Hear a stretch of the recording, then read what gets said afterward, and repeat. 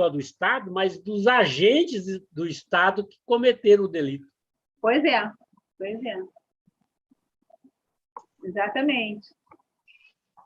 Pessoal, deixa eu só fazer um comentário rapidinho. Eu estou sozinho em casa com as crianças, eu vou ter que interromper o vídeo um pouquinho. Eu vou continuar com o áudio com vocês, mas eu já volto, tá bom?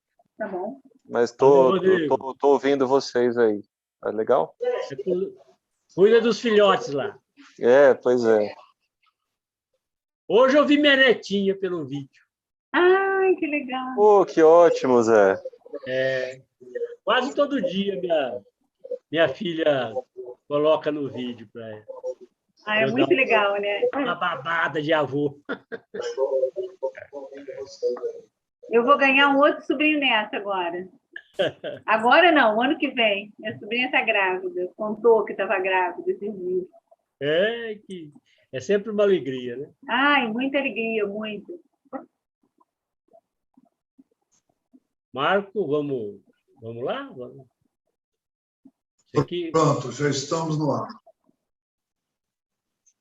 Bom, vamos dar continuidade ao nosso papo sobre a Lei Geral de Proteção de Dados. E hoje ainda tem uma ótica de análise daqueles que coletam e tratam os nossos dados.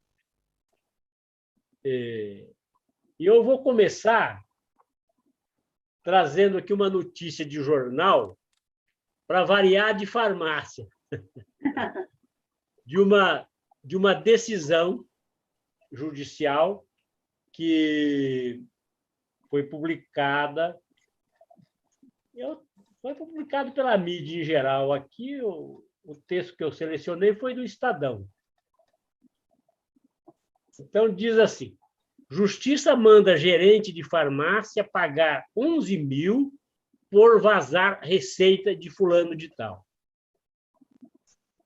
Homem que compartilhou prescrição médica do coordenador de um determinado órgão foi condenado a pagar 11 mil em 4 vezes. O valor será direcionado ao Fundo Municipal da Criança e do Adolescente da Prefeitura de São Paulo. O juiz do Juizado Especial Criminal do Fórum da Barra Funda determinou ao gerente de uma farmácia o pagamento de 11 mil ao Fundo Municipal da Criança e do Adolescente da Prefeitura de São Paulo, como pena por ter vazado a receita médica de uma determinada pessoa, de um órgão público conhecido de São Paulo. Então, o fundamento que a notícia traz para essa condenação não é propriamente a lei de proteção de dados, mas o espírito é tal qual, quer dizer, um dado da pessoa foi compartilhado indevidamente, o que não é, proibido pela Lei de Proteção de Dados. Eu tenho aqui mais outras decisões. No curso do nosso papo, eu vou expondo. E por que Mas, isso? José, desculpa te interromper. A condenação... Isso aqui é de bate-papo mesmo. A condenação foi já com base na Lei Geral de Proteção de Dados ou não? Foi usando algum outro tipo de lei ou artigo aí do Código Penal? Eu tenho uma notícia de jornal. As notícias de jornais, né, trazem só o ponto central. Aparentemente, foi com base numa legislação que proíbe a violação do segredo profissional. O gerente teria violado o segredo profissional. Então, aí o texto da lei violado não é exatamente o texto da Lei de Proteção de Dados, mas o espírito, a motivação é própria da Lei de Proteção de Dados, porque a pessoa compartilhou indevidamente um dado pessoal que não poderia ter compartilhado. Eu até explico. antes da Lei Geral de Proteção de Dados, que é a lei atual, vigente, já existiam outras leis que pontualmente também protegiam os dados. A lei de proteção, essa que nós estamos dialogando, ela ampliou aquilo que já existia pontualmente, ela deu uma versão global, no modo que eu a enxergo, universal. Então, aquilo que era pontual, existia em situações específicas, foi generalizado. Só uma pergunta nesse caso, José Paulo. O juiz, na hora que julgou o caso, ele optou, então, por outra lei, que não a de proteção de dados, é isso? Exato. Assim, talvez, se a gente lesse a sentença completa, o juiz poderia basear-se numa legislação específica e também na de proteção de dados. O jornal não destacou aqui. Mas o que me chamou a atenção, por isso que eu trouxe aqui para o nosso bate-papo, é que o espírito, o fundamento, a motivação, se enquadra totalmente na Lei de Proteção de Dados. Por quê? Porque trata-se de um dado pessoal de uma pessoa física que foi indevidamente compartilhado pela farmácia. Não, só me chamou a atenção você ter duas leis para tratar do mesmo assunto, de alguma maneira. Isso é comum no direito. Então, por exemplo, para proteção de dados, nós temos, só para falar de memória, a Constituição da República, muito antes da lei atual, já a Constituição da República, Constituição Federal, já protegia a privacidade, já protegia o domicílio, já protegia o nome. O Código Civil, que é de 2002, tem todo um capítulo de proteção aos direitos da personalidade. Antes da lei dessa que nós estamos discutindo, era possível muitas das hipóteses da lei geral atual ser tratado por intermédio do Código Civil. O Código do Consumidor. O que ele não está contando é que esse é um truque muito especial dos advogados. Eles fazem uma barafunda de leis de tal forma que a gente precisa deles. Marco, o seu bom humor, né, é sempre assim, traz algo picante, assim, muito legal. Eu só recordo a você que advogado não faz lei. Não faz lei, mas estimula. Estimula. Quanto mais confuso for o campo, melhor. Olha, tem gente do direito que pensa assim, não é o meu pensamento. Mas eu não estou te provocando. Estou provocando os advogados.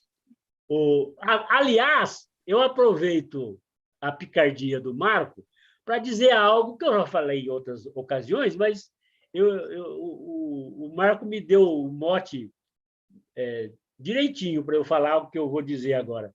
Uma das coisas... para isso que serve provocação.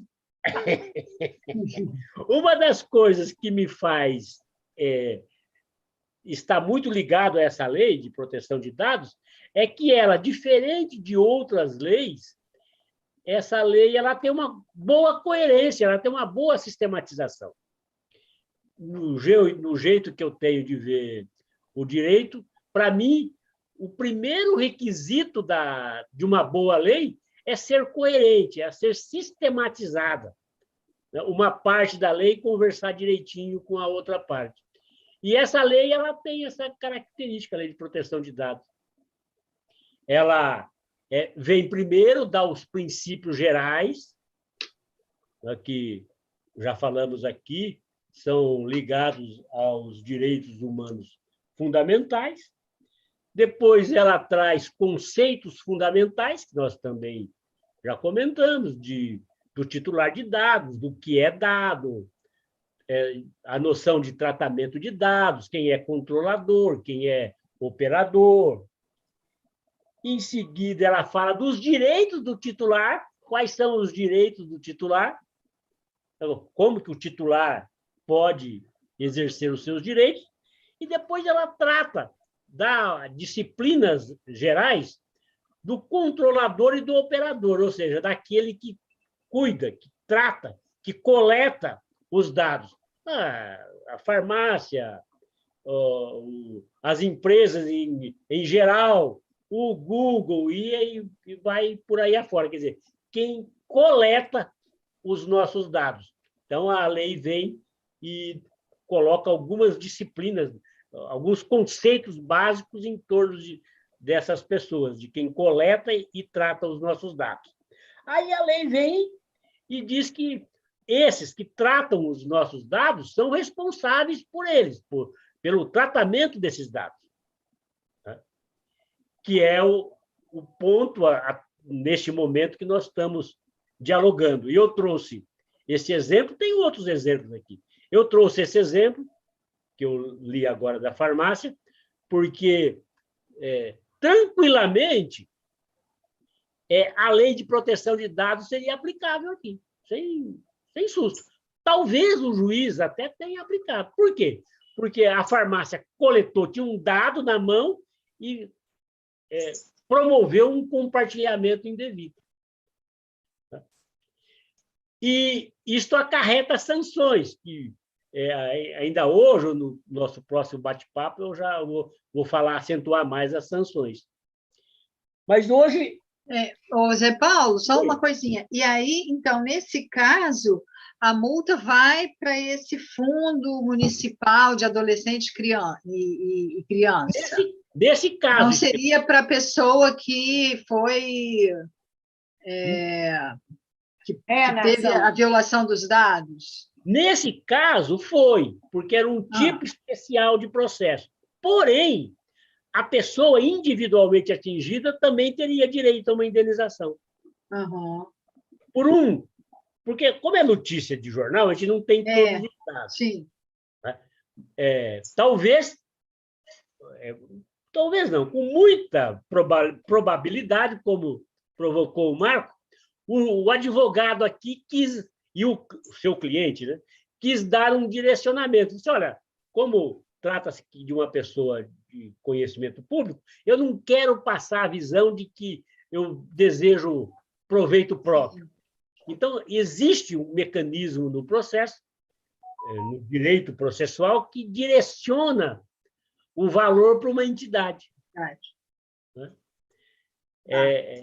Não é muito conhecida essa técnica no direito brasileiro, mas ela é muito interessante. Tem várias leis, o Código do Consumidor tem, outras leis, tem a Lei de Ação Civil Pública, em que o fruto da indenização é direcionado para um órgão, para uma entidade. É curioso isso, né? Sim. Mas é interessante, bem interessante. Daqui a pouco eu vou trazer mais umas decisões aqui também muito curiosas. E aí, Zé Paulo, dados poderia ser até um telefone, até um número do telefone. Não, aqui no caso, o dado... Aí, no caso, foi uma receita médica. Foi uma receita, né? Sim, mas podia ser qualquer coisa, ou não? Não, tem uma gradação. Entendi. Tem uma gradação. Tá? Entre um telefone celular e uma receita, tem uma gradação. Sim. Esse é um dos motivos que eu também aprecio essa lei. Porque ela, como poucas leis... Oi, Carmen, cadê você? Cadê a Carmen? Como pouco... Aí, Carmen. Eu falei com uma pessoa hoje que pediu para eu te dar uma lembrança. Ah, é? Né? Legal. Sabe, né, de quem eu estou falando, né? De uma pessoa, de uma empresa lá de desenvolvimento de software? Como é que você adivinhou? É piada interna, né? O pessoal aqui não sabe. Ele está assessorando o meu filho, Gabriel, na empresa dele, e aí eu indiquei e tal, e eles gostaram muito do Zé Paulo, o Zé Paulo gostou, houve lá uma química boa, né, Zé Uma Paulo? química. Foi à primeira vista. É, isso mesmo, que legal, que bom. Tem Eu que falei pagar com a ele hoje. comissão para conversar. Oi? Ele tem que pagar a comissão para conversar. Opa! Ele está começando a empresa dele e tudo, Marco, vai, Não, dá um eu tô falando do desconto. Zé Paulo Ah, o tem Zé que pagar. É, o Zé Paulo. Comissão em trabalho, aí. Trabalho. Tá certo. Oi, Regina. Oi, Rê, tudo bem? Eu não vou pessoal, cobrar tudo bom? comissão, não, senão ele vai pedir Ô, direitos quem autorais. chegou? A Regina. Oi, tudo bem? Oi, Regina. Tudo Vai bem, ando mesmo. meio enrolada, mas quando posso, Bacana. entro aqui. Vamos E lá. Então, agora tem muita gente voltando, né, para o trabalho, aí fica querendo horário mais tarde. Pior foi agora, a família foi para o consultório físico. eu E também aí atendo esse horário, 7 horas, 8 horas. achou que eu estava atendendo no consultório já. Aí tive que mandar o Zoom para eles irem para casa, esperar eles irem chegar em casa. Nossa. Fiz a sessão pelo Foram Zoom. em casa. Foram ainda bem que era perto. Então, eu estava comentando aqui, Regina, Hum. Carmen, que o Marco, com as provocações dele, né, disse que advogado gosta de lei confusa, porque cria mais problemas e tal. De fato, tem uma linha, tem advogados que gostam mesmo. Eu já gosto da legislação melhor sistematizada, mais clara. E o meu apego a essa lei é também por isso, porque essa lei de proteção de dados ela tem uma boa sistematização. E a gente estava aqui comentando até mesmo que ela permite uma gradação na sanção. Quando o juiz vai condenar, ele tem condições de melhor graduar a sanção, a condenação a ser aplicada, que, no caso, é condenação civil, não é penal. A lei não trata de crimes no sentido técnico da palavra. E uma das coisas que a lei traz e poucas leis no Brasil trazem isso, é o princípio da proporcionalidade. Ela todinha, eu leio essa lei com esse espírito, ela todinha é permeada pelo princípio da proporcionalidade, que é uma coisa que eu considero da mais alta importância num mundo tão desigual e fragmentado que nós vivemos. É difícil encontrar a proporção entre as coisas, e essa lei trabalha muito o princípio da proporcionalidade. Então, nós ainda estamos olhando a lei sob o viés daquele que trata, que coleta os dados e trata os dados. E uma observação importante é que a lei diz que o controlador, que é aquele que trata os dados, e o operador, aquele que cuida dos dados a mando do controlador, se não observar a legislação, vai ficar responsável pelos atos que cometer. E fala uma coisa muito interessante, de que ele, o controlador, a empresa, precisa tomar algumas medidas. E a lei traz essas medidas para que ela trate os dados. Isso é muito importante, muito interessante no momento em que há notícias quase que diárias de vazamento de dados. Notícias quase que diárias de vazamento de dados. Então, a lei diz que o operador, o controlador, ou seja, a empresa que detém os nossos dados, no nosso tão acentuado exemplo aqui, digamos, da farmácia, tem que adotar as medidas de segurança técnicas e administrativas aptas a proteger os dados pessoais de acessos não autorizados e de situações acidentais ou ilícitas de destruição, perda, alteração, comunicação ou qualquer outra forma de tratamento inadequado ou ilícito. Isso é muito interessante no Brasil de hoje, porque as notícias que nos chegam mostram que o Brasil é um dos países que mais sofre ataques cibernéticos no mundo. E o que leva, então, o Rodrigo, até que é da área, até pode fazer alguns comentários. Mas, além do que, isso, né, tem sido notícias permanentes dos jornais. A lei diz que você precisa, né, ajustar o seu sistema eletrônico interno para a proteção dos dados que você coletou e conserva e armazena. Então, daí a consequência. Se alguma empresa não está habilitada conforme o que se considera de técnica ideal no momento, e os dados que ela tem são vazados, ela realmente pode responder por isso. Então, esse ponto, eu acho que é um dos mais interessantes aqui para o nosso debate de hoje, porque esse extremado vazamento de dados, que, em consequência, pode ser entendido como violador da Lei de Proteção de Dados, se a empresa que armazena não toma as medidas técnicas necessárias para a proteção desses dados, pode gerar uma série de consequências, né? Inclusive de indenização de quem for prejudicado, de atuação dos órgãos públicos, né?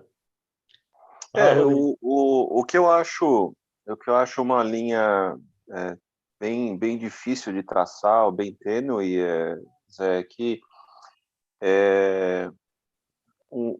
na minha opinião, né, eu acho que um ponto é a garantia da privacidade, ou seja, é a manipulação dos dados que, por exemplo, o Google, o Facebook, o Instagram, a farmácia coleta e utiliza aquilo para benefício próprio ou vendendo isso para terceiros. Eu acho que esse é um ponto que realmente tem que haver um controle bem firme, bem rígido em cima disso.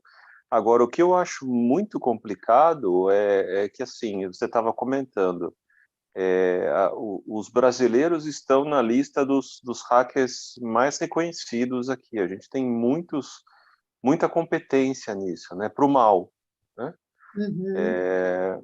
Então, assim, você que tem uma empresa, você que tem uma farmácia, se você for vítima de um hacker, além de ter sido vítima e ter eventualmente um prejuízo financeiro, você ainda teria que arcar com a responsabilidade dos dados de que você coletou e que você estava garantindo a privacidade, não estava, entre aspas, usando aquilo para o mal, né? Então, eu acho que são dois momentos aí, na minha opinião, e eu acho que o segundo é muito complicado de você exigir de empresas aqui, porque a gente sabe que que a gente ouve a toda hora, né? Quem mais emprega é o pequeno empresário aqui no Brasil. Então, assim, tem muitos pequenos empresários que são vítimas de ataques e estão sujeitos a esse ataque, e que agora podem ainda, além disso, de estar sujeito ao ataque, ainda ter que arcar com essas ações aí que vão surgir, né? Então, É verdade. não sei o que você acha disso. Eu quis levantar o assunto, porque eu sei que ele é polêmico, também para trazer aqui para o nosso bate-papo o seguinte: tem várias formas que os nossos dados pessoais Podem estar vazados. Tem notícia, por exemplo, de que, num dado momento, ainda essa semana, eu participei de um debate que um dos debatedores falou sobre isso, de que, num estado, salvo engano, o Ceará, as carteiras tinham um registro da CNH, não só daqueles do estado, mas do Brasil todo. E que foram divulgadas, foram vazadas. Então, eu quis trazer esse debate para levantar essa polêmica. Essa semana, um amigo que trabalha na área do turismo disse que uma grande empresa de turismo, né, teve os dados vazados e estava sem condições de operar o seu sistema, e já havia notícia de que um cliente dessa empresa, que tinha pago um cartão de crédito, teve já tentativa de uso indevido do cartão de crédito. Então, eu aproveitei aqui o debate para trazer esse assunto como mais um alerta interno entre nós. Agora, caminhando e observando o que o Rodrigo falou. Como eu disse há pouco, essa lei, uma das virtudes dessa lei é o princípio da proporcionalidade. Então, a lei permite que se trate pessoas de uma forma diferente. Porque uma das ideias da igualdade é tratar desigualmente pessoas desiguais na medida da desigualdade. Então, tem um tópico da lei que fala que o pequeno empresário, o pequeno controlador, o pequeno agente de tratamento de dados tem que ter um tratamento específico. Então, a lei permite, a lei dá essa possibilidade. E mais, nos papos seguintes, nós vamos falar mais da ANPD, que é a Autoridade Nacional de Proteção de Dados, que eu já aproveito para trazer uma notícia aqui que mais à frente nós vamos detalhar. A ANPD está construindo uma resolução destinada a agentes de pequeno porte. Agora, mesmo o de pequeno porte, ele pode ser responsabilizado ainda que proporcionalmente. E qual é a orientação, uma orientação básica que decorre da lei? Olha, é o seguinte, você tem que ter um aparato tecnológico, e a lei coloca, e administrativo, de proteção básica. O máximo que você pode dentro da sua esfera de atuação.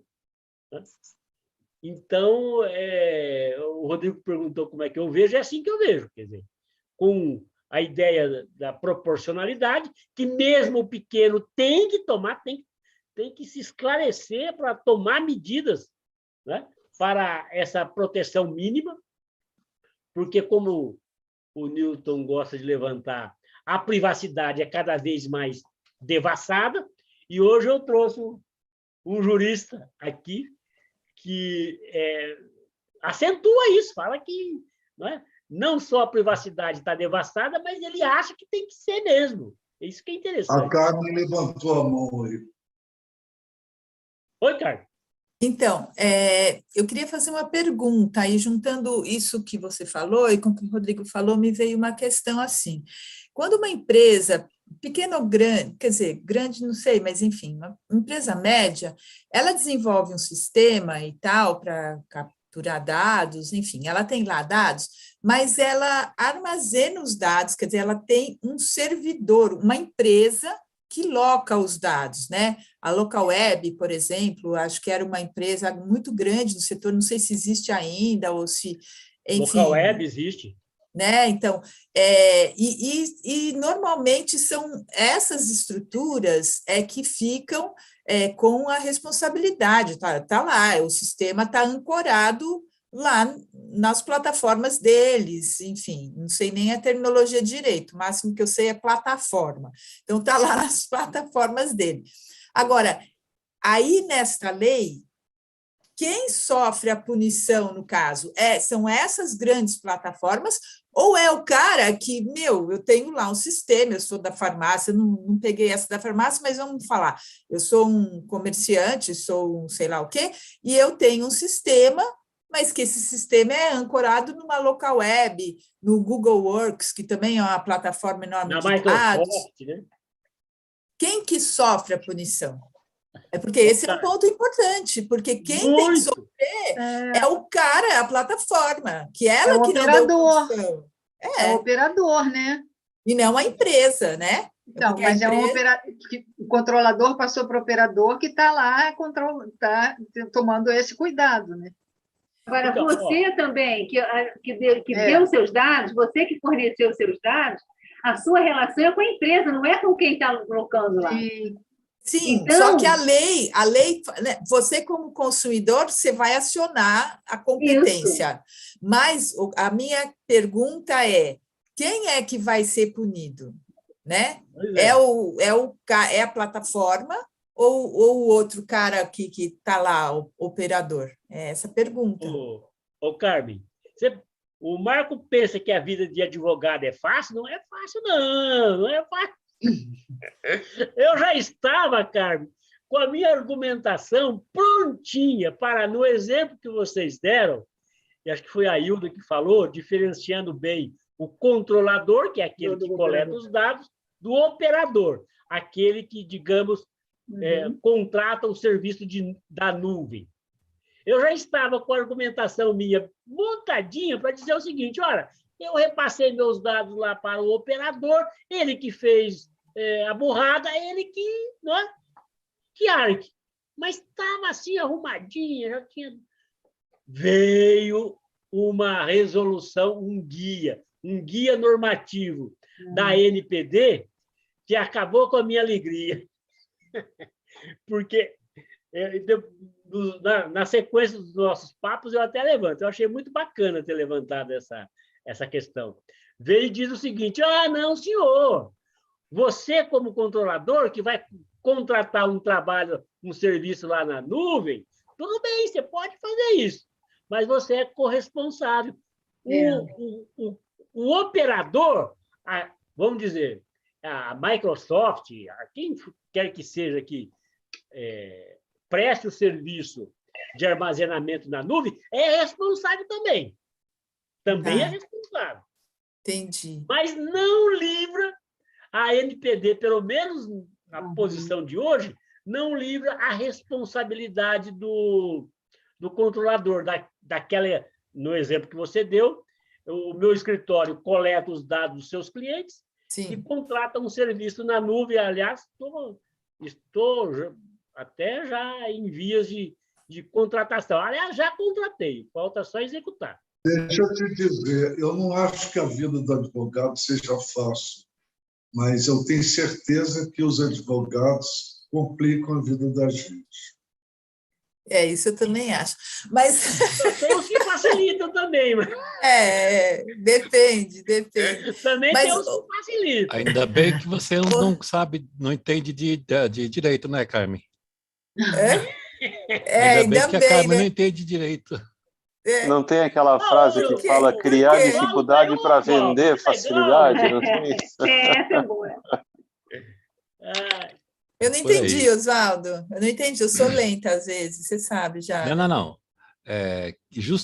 Tu não fez direito? Eu não. Ah, não?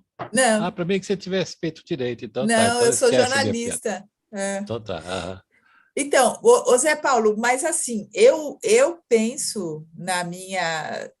Eu sou leiga, assim, sei um pouquinho, já fiz muita matéria, tem o Gabriel, né, também, que converso muito com ele, porque eu penso que, assim, essa corresponsabilidade, ela é uma coisa que deve ser questionada pelo seguinte, o pequeno, na verdade, qual que é a condição dele de checagem técnica, se esse controlador aí, o cara Microsoft, não sei o quê, vão estar ou não assegurando os dados.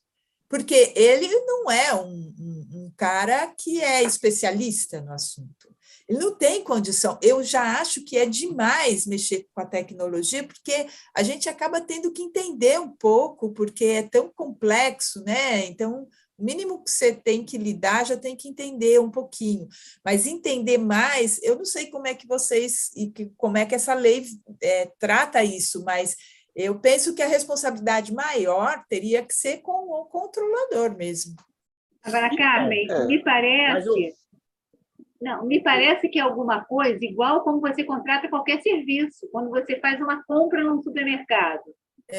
No que você, aquela compra, aquele objeto que você comprou, por exemplo, apresenta um defeito ou está estragado, você tem que recorrer a quem te prestou um serviço, não é o dono da empresa, o fornecedor, o fornecedor.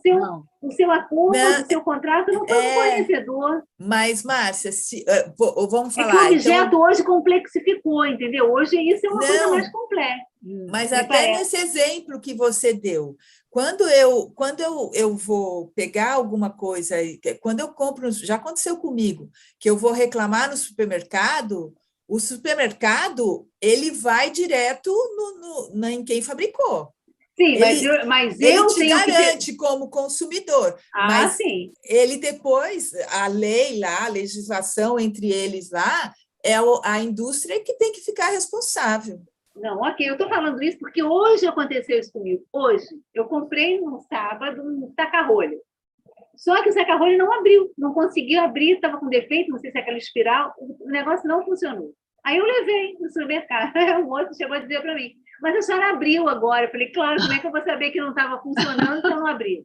Ainda disse não, tá isso. Certo, eu concordo, aí depois veio o gerente, não sei quem lá, me falou assim, mas o problema tem que ver com o fornecedor. Eu falei, olha só, eu não sei nem quem é esse fornecedor, eu não disse isso para ele. Eu não comprei com o fornecedor, comprei aqui. Agora, a lei do consumidor, ela te dá esse direito. Eu falei, aqui. Mesmo, Aí ele falou, não, tudo bem, troca lá. Ele falou assim, troca lá. Mas ele quis jogar uma de que o problema era do fornecedor, e eu com isso, eu sei lá quem é o fornecedor, ele que não comprasse. Não, eu acho que para o consumidor, a minha opinião, para o consumidor tem que ser assegurado isso, óbvio, né? Mas o que eu estou pensando é que é igual seguro, né? Coisa, sim. Então, porque é igual seguro de carro. O seguro, se você bater o carro, sei lá, você tem seguro no teu carro, a seguradora paga, mas depois ela vai atrás quem tem razão, quem não tem, não sei o quê, para ela ser ressarcida. Esta seria a minha questão, né? Porque, principalmente nesse caso, que é complexo, né? Então. Mas, o Zé, desculpa só, assim, o que eu acho interessante é assim, porque que eu acho que, de alguma forma, essa seria a pergunta para você, se há uma forma de você diferenciar na lei, o mau uso intencional, eu ferir a privacidade da pessoa para benefício próprio do meu negócio, por exemplo, ou eu fui alvo de um ataque e, por conta desse ataque, os dados dos meus clientes foram divulgados. Porque, para mim, são duas coisas completamente diferentes. Não, há condições, sim, a lei permite essa distinção e, devido ao princípio da proporcionalidade, as consequências serão distintas também. Uhum. Agora, aproveitando esse contexto, né, o que a Carmen e a Márcia estão falando. Veja, a lei está sendo, aos poucos, sendo colocada em prática. O que eu falei há pouco é a visão, hoje, da ANPD, da Autoridade Nacional de Proteção de Dados, de que entende que tanto o controlador, que é quem armazena e coleta, em primeiro lugar, os dados, quanto o serviço de nuvem que ela contrata são responsáveis, essa é uma visão desse momento da NPD. Vai demorar um certo tempo para um posicionamento do Poder Judiciário. Como a lei é universalizante e abrangente, eu acho possível, em certas condições, defender no Judiciário de que, naquele caso concreto, que responsabilidade leva-se sempre em conta o caso concreto, a situação prática. A responsabilidade não cabe de maneira nenhuma, digamos, ao pequeno empresário, ao pequeno comerciante, ao pequeno profissional liberal que contratou o serviço na rede de uma grande organização. É essa questão, eu Paulo, que ainda está aberta. Valeria a pena você explicar melhor o princípio da proporcionalidade.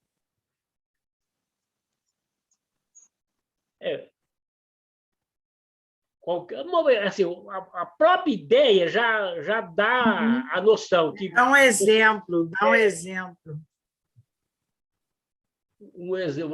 Vou buscar aqui um exemplo, buscando um exemplo para compreensão mais direta. Deixa eu ver aqui. Ainda que eu não consiga, nesse momento, traduzir num exemplo mais claro, eu me comprometo, num segundo momento, a trazer aqui... Como ideia. você falou, você falou isso em relação ao pequeno... O próprio exemplo... Aí ele vai ter uma sanção que é proporcional ao... Isso, exatamente. É que eu estava numa linha de pensamento, o Marcos colocou uma questão corretíssima. Eu estou aqui para infernizar a sua vida. Não, hoje você está usando todas as suas prerrogativas de apimentar aqui. Mas, ele já deixou claro que não gosta de advogados, Zé Paulo, se cuida. Ele que não venha, não. Eu já vou me preparar aqui. Mas que o meu pensamento estava numa direção, eu tive que vir para outra, estou demorando um pouco para raciocinar, mas o nosso próprio Papa aqui já mostrou a posição do grande e do pequeno. A NPD, tem um exemplo aqui até já bem claro. A NPD está construindo uma resolução referente ao pequeno agente de tratamento de dados, ao agente de tratamento de dados de pequeno porte. Exemplo, para o grande, está bem clara a ideia de proporcionalidade, para o grande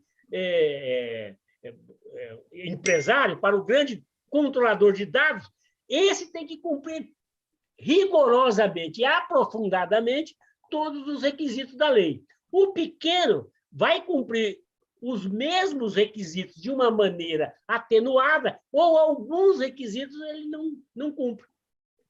Exemplo, tem uma figura da lei que se chama encarregado, que é a pessoa que vai responder publicamente pela empresa. Isso, o grande agente de tratamento de dados vai ter que ter mesmo, vai ter que anunciar no seu site e tal, e muitas empresas estão anunciando quem é o encarregado. Isso vai gerar uma responsabilidade para a própria pessoa, bem como para a empresa. O agente de tratamento de pequeno porte pode ser dispensado dessa exigência, que é o que está em debate na NPD.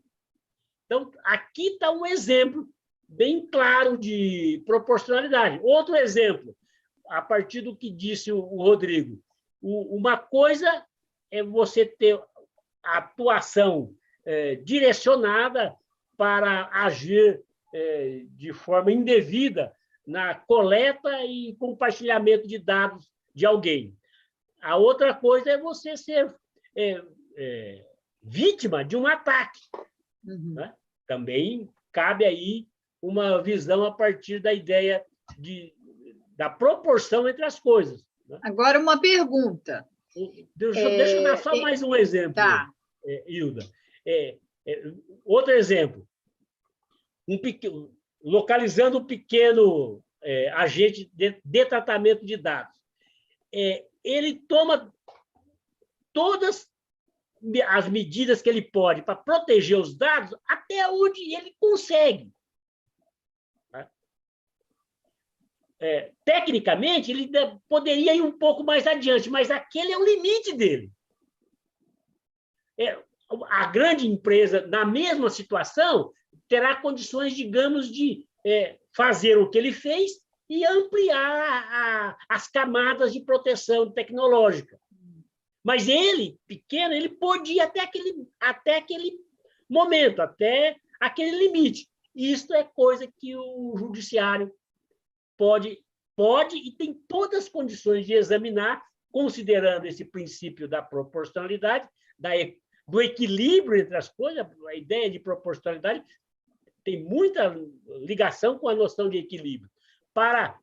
Aqui esse agente de pequeno porte, esse pequeno empresário, não pode ser condenado a uma quantia alta. Deve até ser penalizado, mas uma quantia suficiente para adverti-lo, por exemplo. Né? Então, vai por aí afora. Entendeu? No primeiro momento que o Marcos me questionou, eu demorei um pouco, porque eu tive que refazer aqui as minhas estruturas mentais, mas a ideia de proporcionalidade passa a noite inteira aqui falando. Mas tem uma questão. Se os dados que essa pequena empresa deixar ser revelados, se forem dados muito importantes, porque é aquela situação que você falou no início, uma receita é diferente de outros dados que possam realmente afetar mais a vida da pessoa. Aí entra também essa outra proporcionalidade de nível de dados que foram, né, colocados. Não, Hilda, é como eu tenho dito, é a minha leitura. A lei todinha permite a leitura com base na proporcionalidade. Exemplo, os dados comuns, né, nome, endereço e tal, são protegidos. Mas tem alguns dados que a lei denomina de dados sensíveis que têm uma proteção maior. E tem lógica, por exemplo, orientação sexual, dados referentes à saúde, não é? Opção, religião, opção política, são dados mais sensíveis e, se divulgados, podem causar um dano maior. Mais estrago. E a noção da proporcionalidade. Uma coisa são os dados comuns, outra coisa são esses dados que ligam mais profundamente à intimidade da pessoa. Tá.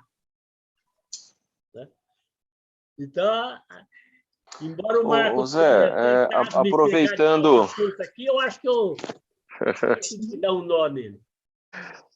Te fez dar uma pirueta, né? Nem aquele jogador de bola, né, mano? Na nossa natação, a gente vai lá, dá uma volta e pá, continua. Ô Zé, mas assim, se eu estou entendendo bem, né, assim, eu acho que é até difícil ter uma lei ou ter algo novo tão abrangente como a gente vê essa LGPD, né? Ela é muito abrangente. Tem um universalizante profundo. Mas nesse sentido, e pelos seus comentários eu percebo que ainda falta muita base analítica ou muita, sei lá, na terminologia jurídica, aí é a jurisprudência, né? Falta muito. Uma base para você saber para que lado ir, porque por que eu estou te falando isso? A hora que você fala da proporcionalidade, imagino que na lei não fala, pequeno empresário é até 15 funcionários, médio empresário é até 100 funcionários, grande empresário acima de 100. Quer dizer, são coisas que são subjetivas, né? A LPD está regulando isso, para dar parâmetros para o que é pequeno, médio e grande. Então, assim, a impressão que eu fico é que não faria sentido essa implementação, essa adoção da lei ela ter sido faseada ou ela ter sido, de certa forma, um pouco mais dosada, digamos assim, ou não faria sentido do ponto de vista jurídico isso?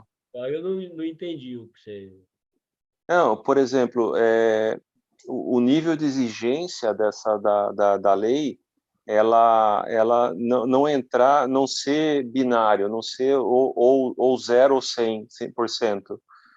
Mas, assim, ela começar com um nível de exigência menor e gradativamente ir aumentando as exigências ou aumentando os requisitos que as empresas e as pessoas têm que seguir, entendeu? Isso faria sentido ser algo mais gradativo? Uma função disto, do que você está falando, cabe à NPD. Eu não sei se eles vão conseguir fazer isso. Ou seja, de ir aos poucos, de graduando aos poucos a aplicação da lei. Não sei se eles vão conseguir fazer isso totalmente, mas eu percebo que é um espírito da NPD buscando essa aplicação gradual. Por exemplo, foram logo dizendo, olha, porque a NPD tem a força de aplicação de multas muito altas, de até 50 milhões por infração. Só, olha, é o seguinte, nós não vamos sair por aí aplicando multa, não.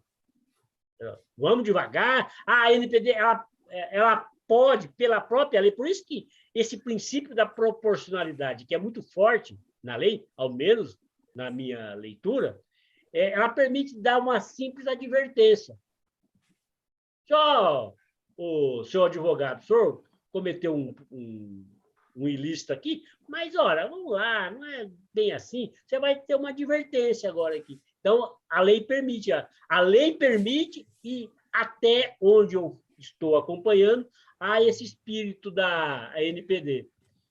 Até mesmo com relação ao que nós falamos no início, de que eles estão entendendo que o controlador e o operador são corresponsáveis, mesmo aí, eles reconhecem que é preciso ter cuidado, ter um ato de prudência para a aplicação. Já tem muitas causas rolando nos tribunais com base nessa lei? Olha, a mais não tem muita, não, porque apenas aos poucos, né, é que isto vai sendo levado aos tribunais, mas tem muita coisa muito próxima. Uma delas eu vou dizer já aqui, muito próxima, que podem ser utilizadas também com base na legislação. Tem uma muito interessante, de Brasília, que é uma ação pública, uma ação civil pública contra uma determinada empresa que tem por hábito vender dados. Um negócio dessa empresa é vender dados. E sofreu uma ação civil pública coibindo isso. É uma dos exemplos mais fortes de aplicação. E aí, com base na LGPD mesmo. Né? Eu estou acompanhando esse processo. Quando ele tiver mais adiantado, tiver mais dados, eu até trago aqui para o nosso debate. Mas é um dos exemplos mais interessantes. É uma empresa que vende dados. Cada dado nosso, individual, vale um X valor. Mas o Facebook faz isso direto. O Facebook, o Instagram, enfim, é tipo isso? É parecido. Não é essa empresa que eu estou mencionando, não é o Facebook, não o Instagram. Mas é nessa linha. Nossa, aí sim eu gosto, hein? Aí é bom. Então, Carmen, vamos ver o que você acha dessa daqui. Compras com cartão furtado geram indenização a cliente. O cliente de um banco deve ser indenizado por danos morais e materiais porque foram realizadas operações financeiras em sua conta com um cartão que havia sido furtado. A juíza da 35ª Vara Civil de Belo Horizonte condenou o banco a pagar ao cliente 10 mil por danos morais e a restituir-lhe 2.331. referentes a compras não reconhecidas, bem como os valores decorrentes das operações financeiras que, eventualmente, tenham sido descontados. Então, você sabe que, eu vou te falar, isso me interessa particularmente. O cartão de crédito da minha filha foi clonado. Veio uma conta absurda que eu não reconheci. Enfim, depois de ficar horas para conseguir um canal para não reconhecer a conta, veio, mesmo assim, veio lá a fatura. Eu não paguei, porque eu estava orientada pelo canal de atendimento, que depois de não sei quantas horas acabei conseguindo, né, acessar, e me falou assim, não, se vier o extrato, você não paga essas contas. Fiz a continha e não paguei. Tá. Este mês veio de novo, agora, mas vieram os custos financeiros dessa conta que eu não paguei. E eu estou pé da vida. E então, isso daí que você está me falando, eu posso entrar o quê? Nas pequenas causas? Porque eu vou entrar. Eu tenho tudo armazenado, tanto nos canais, eu imprimi tudo, guardei tudo, porque eu falei, eu vou fazer uma encrenca nisso. Porque é uma sacanagem, é uma falta de respeito, bicho. Que isso? E o cartão foi clonado. E não tinha canal de atendimento para me atender, para eu falar, olha, essa compra não é minha, porque eu sabia, assim, tipo, um dia depois eu sabia, porque eu controlo, eu vou lá no extrato e tal, periodicamente. E eu não tive canal para fazer isso. Pequenas causas, né, Zé Paulo? Eu vou lá. Aí, olha que curioso. A instituição financeira alegou não ter ficado provada a falha na prestação do serviço, já que as operações foram efetivadas com a utilização de senha pessoal. Assim, houve culpa exclusiva de terceiro, que eles têm mesmo essa linha argumentativa, devendo ser afastada a sua responsabilidade. Aí a juíza vem e diz: o banco não comprovou a inexistência de defeito na prestação de seu serviço e considerou, portanto, irregulares as transações comerciais realizadas, bem como as operações financeiras.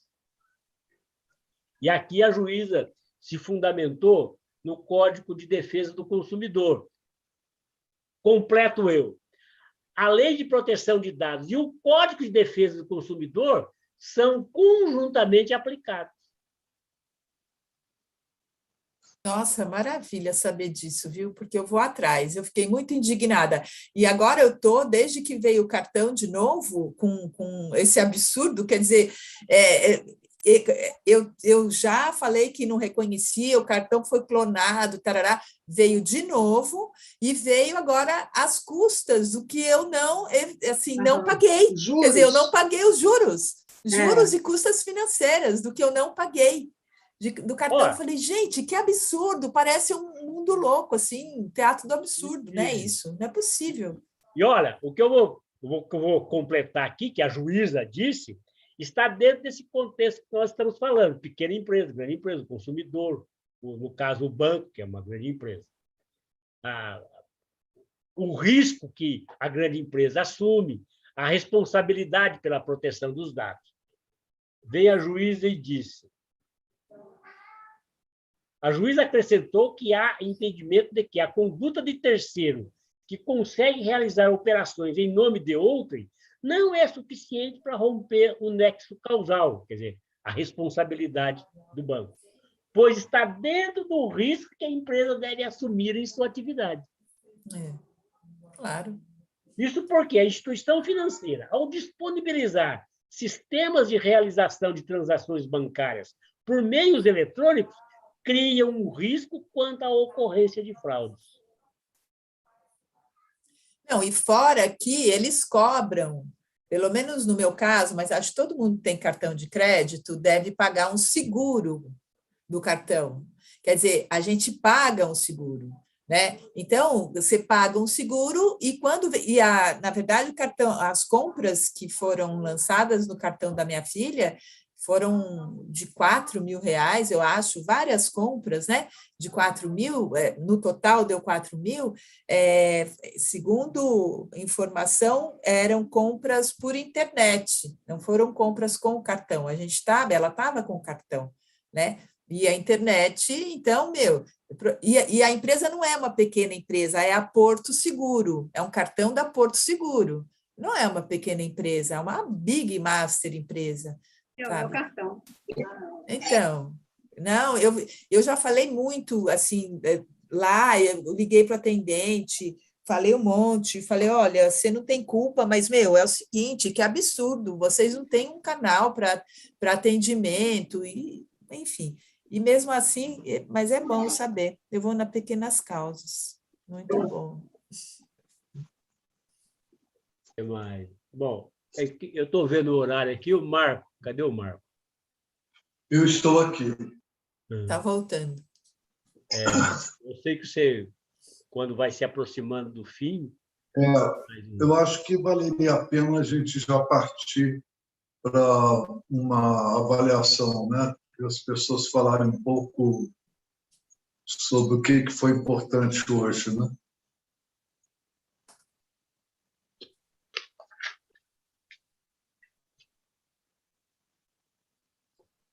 Vamos pedir ao Newton para falar um pouco, porque ele não ficou falando muito, só falou no início.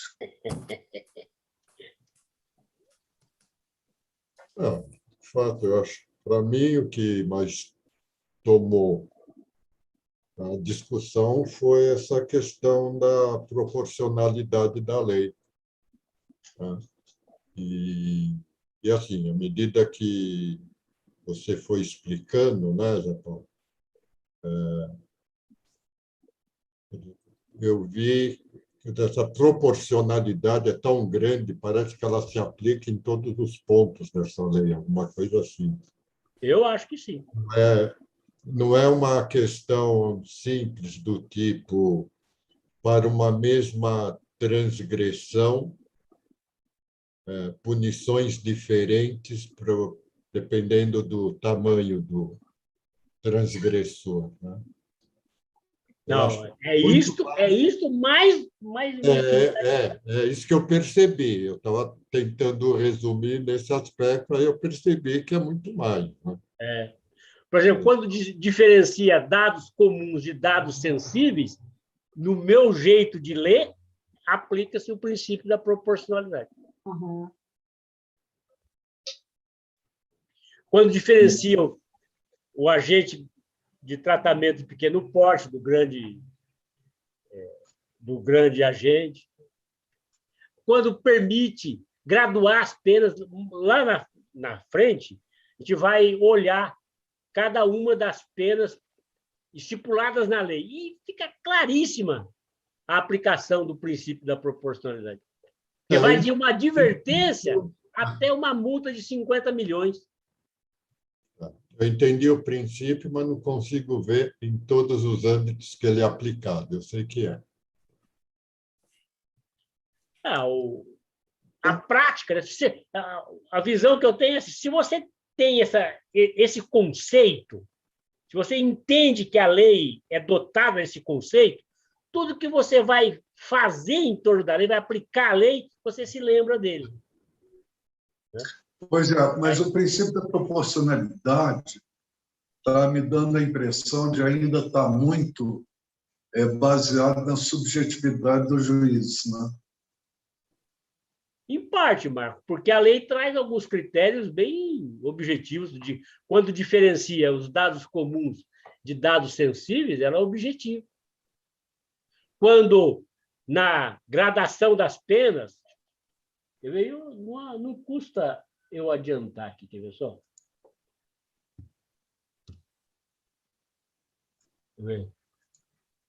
É impossível, isso eu fui com os anos aprendendo, é impossível, vocês psicanalistas podem melhor verificar isso, é impossível afastar a subjetividade, isso é impossível. Pelo contrário, você tem que considerar a subjetividade. Agora, a subjetividade tem algumas bases objetivas que ajudam muito ao controle, né? Ao equilíbrio. Conselho. Que não era o tema aqui, só estou demorando um pouquinho, mas já eu acho, só um instantinho.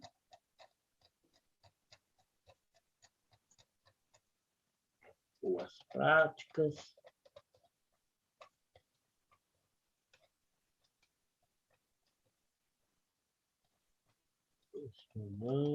Conselho.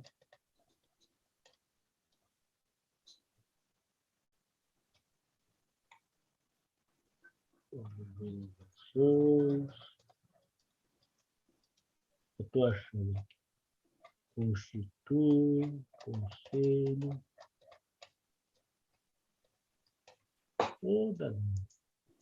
Porque quanto mais depender da subjetividade do juiz, mais fica hipertrofiado o poder dele. Né?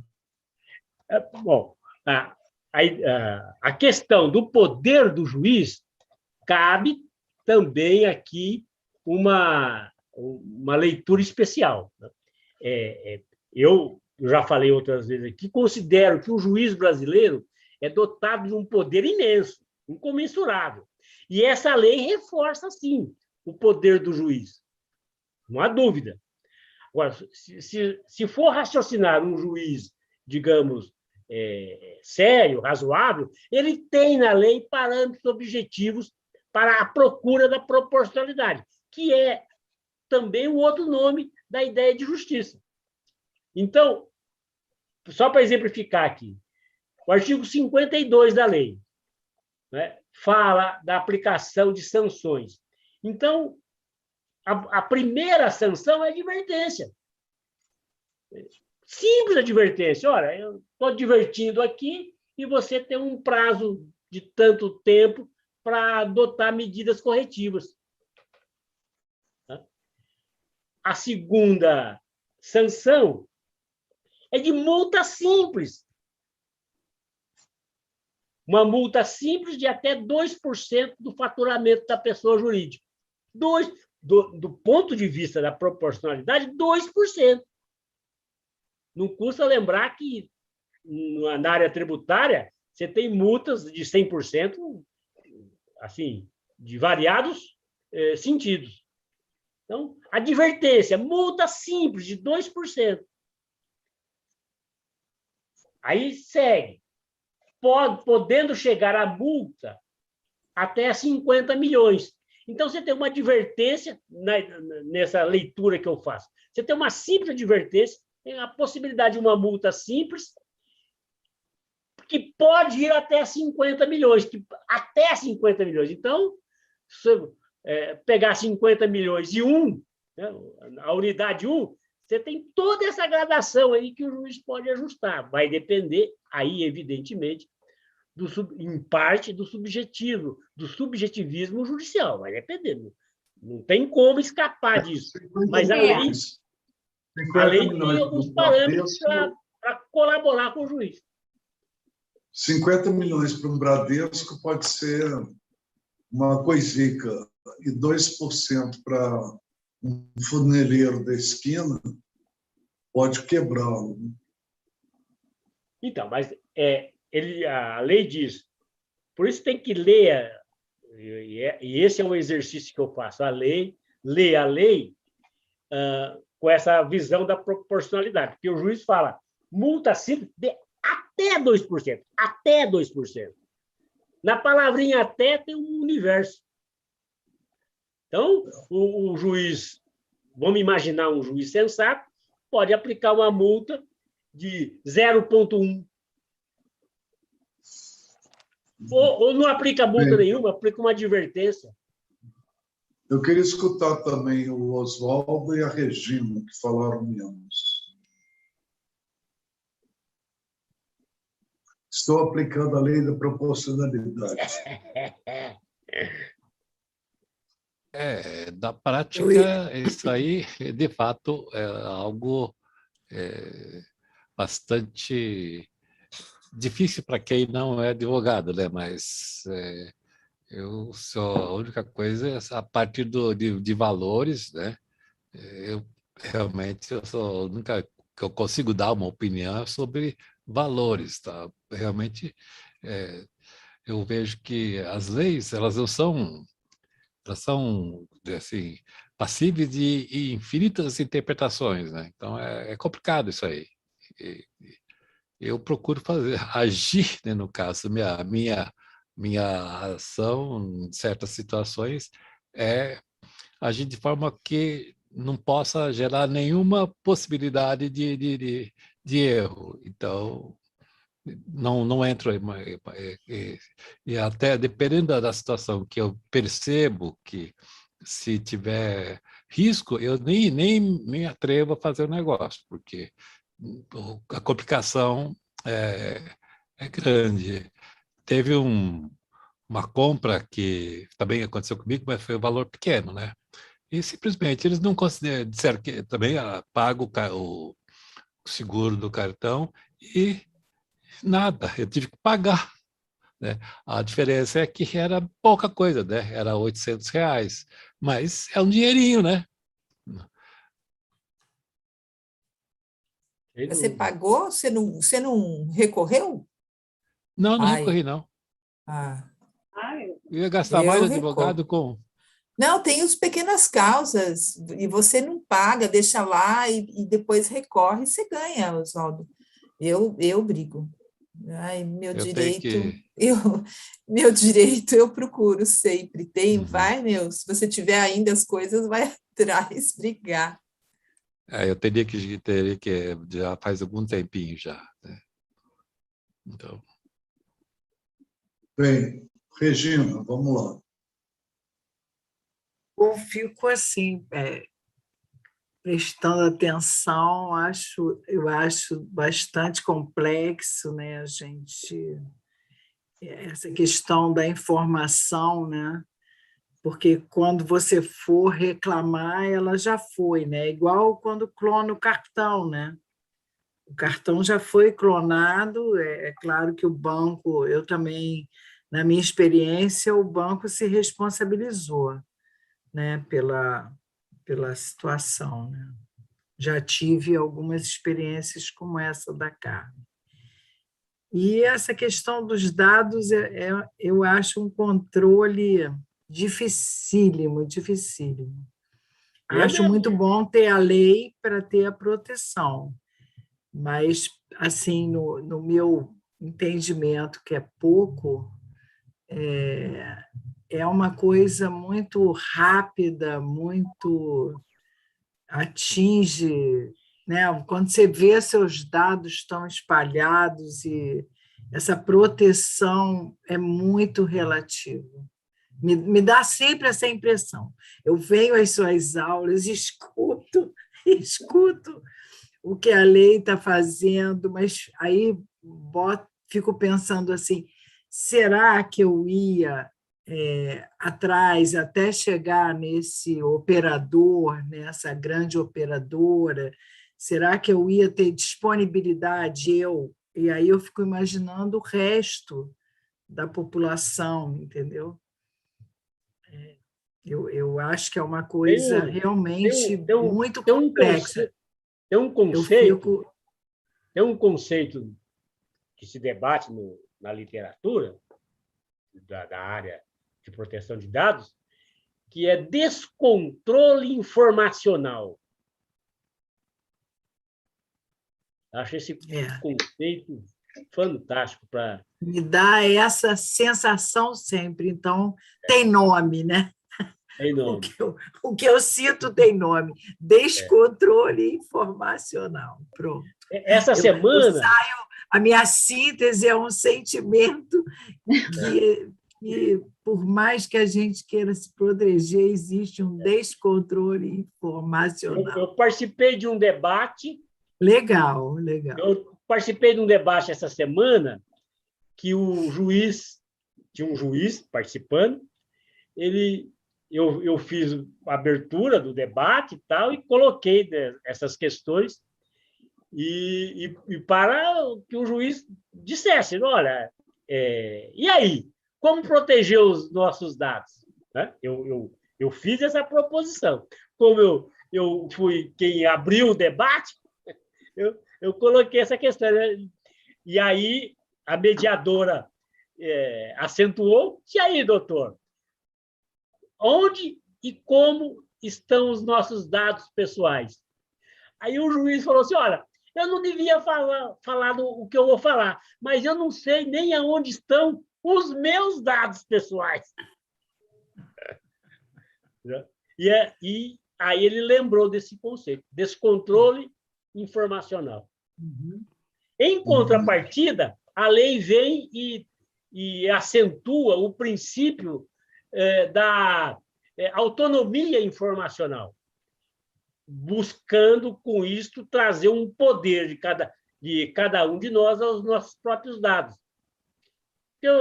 O tempo acaba sendo sempre muito curto, mas eu tenho uns textos aqui mostrando, não é, em continuação... legal depois você trazer como é que eles conceituam esse descontrole informacional. Eu tenho apesar da palavra já dizer, né? Já diz tudo. Em boa medida, é como o nome está falando, quer dizer, a gente distribui os nossos dados para todos os lados e não sabemos onde estão esses dados. Fora que a gente tem que autorizar, muitas vezes, para poder fazer as coisas mais simples. Para poder ler um texto. Ler um texto, para poder... Hoje, na hora de eu trocar lá o abridor, a moça me pediu o seu CPF. Aí eu falei, para quê? Aí ela falou, não, porque... Eu perguntei, para quê no CPF? Aí ela falou assim, não, porque eu quero ver se a senhora já tiver cadastro aqui, fica mais fácil fazer a troca. Eu, com horário para trabalhar. Eu dei o CPF, aí eu ia fazer o quê? Discutir com a criatura aí? Ô, Márcia, falei agora, a partir do que disse a Regina, do descontrole informacional. Essa coisa de ficar pedindo, toda hora pedindo o nosso consentimento, gerou uma outra expressão, que é fadiga do consentimento.